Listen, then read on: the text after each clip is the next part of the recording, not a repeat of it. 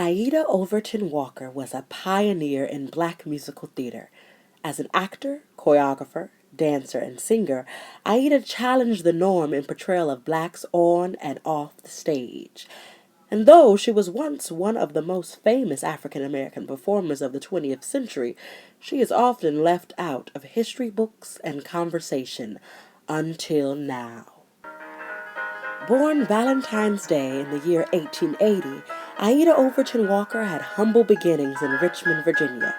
Her family relocated to New York for better opportunities, and there, Aida's love of the arts was cultivated through music and dance lessons.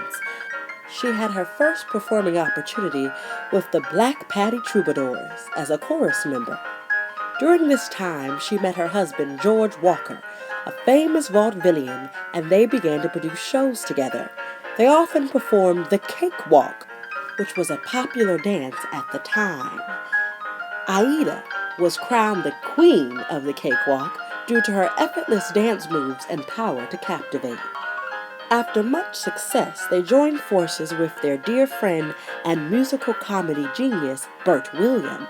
Together, they created the famous duo Williams and Walker.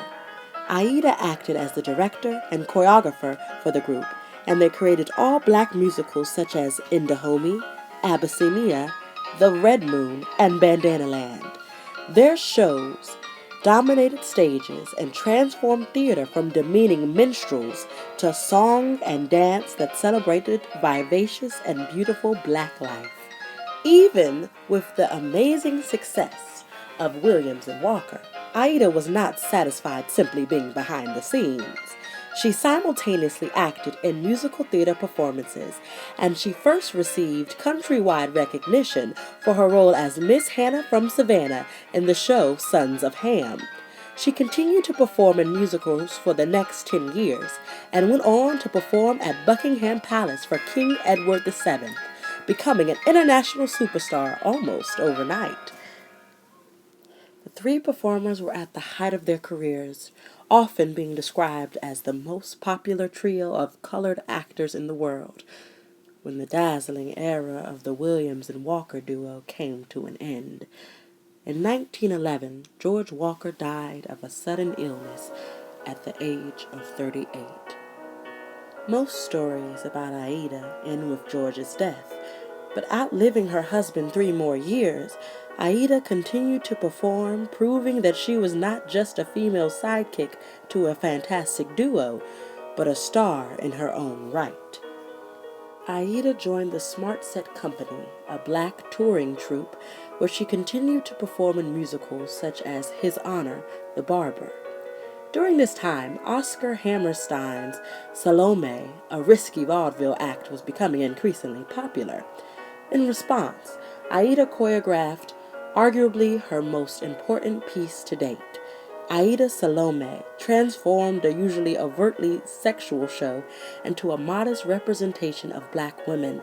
Her version of Salome was performed at Hammerstein's Victoria Theater, which had been previously reserved for only white performers.